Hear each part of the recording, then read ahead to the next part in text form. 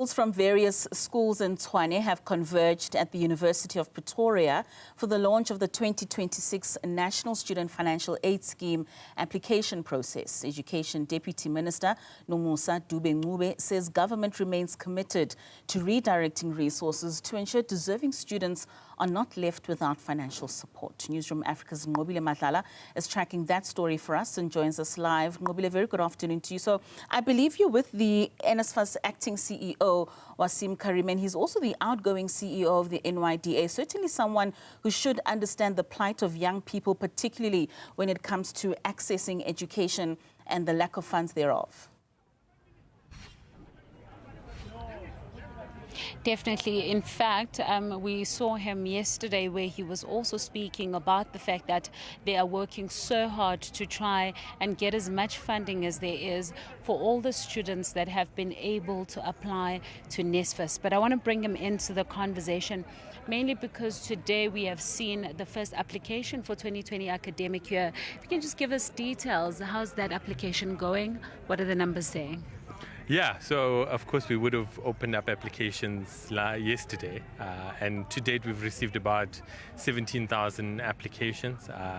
Of course we do quite a few verifications with the Department of Home Affairs to check that those are valid applications, with valid South African IDs, and we also do checks against the South African Social Security database here. So about 15,000 of those applications come from the SASA database, which means those students are automatically funded as well, or at least eligible for financial aid.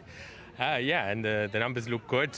Much more girls than boys, about 12,000 girls, 5,000 boys. And the majority of the applications for university, which is also a little bit concerning here, because we really, as the minister would have said yesterday, we want to encourage more young people to go to college to get real skills, particularly artisanal skills, which is really what our economy and our country needs. And let's talk about that, because with the application means that the students are going to university, but not everybody can get the opportunity. So are you going to be capping this? Yeah, so I think the way we think about it is we think about pathways for young people in the economy.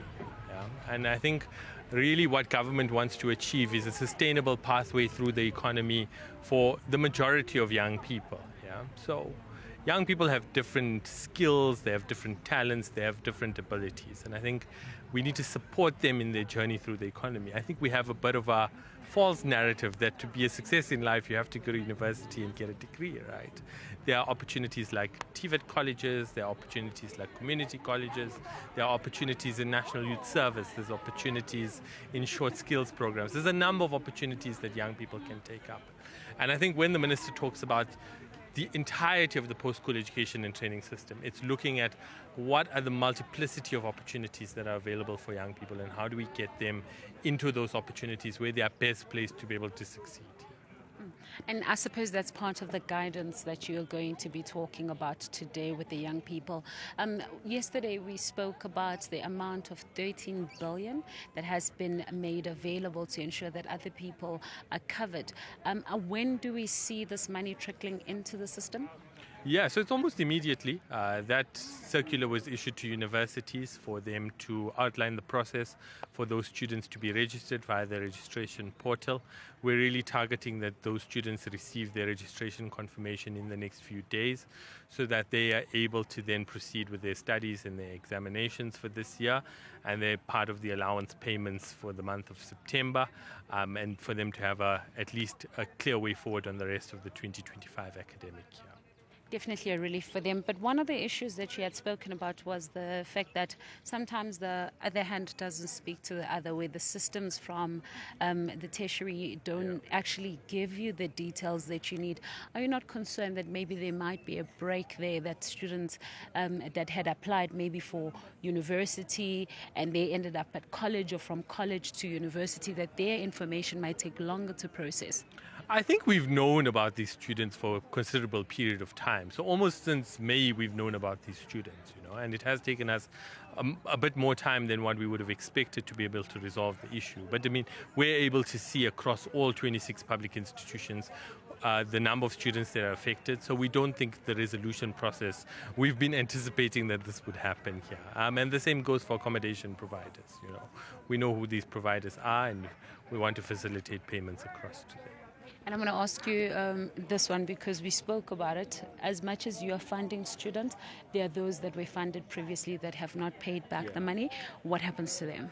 Yeah, I mean, we are going to continue pursuing that debt, I wouldn't say aggressively just yet. We want to encourage people to come forward and pay their debt. We want to understand what's their income and their asset status. We don't want to chase poor people for loans that they can't repay. But where we're saying where people have means and they have abilities and they have good jobs, then that money should come back to the state. So we will be establishing the infrastructure to collect on outstanding loan amounts to NSFAS. Thank you very much for speaking to us. That's the CEO for NSFAS, and he's just giving us details, of course, about what are the plans going forward. And one of those plans is to ensure that those that had those loans for NSFAS for back in the days, that they're able to actually pay that back, because that will go back into the system. Furthermore, they've got some of the young people that have started applying for the academic year of 2026.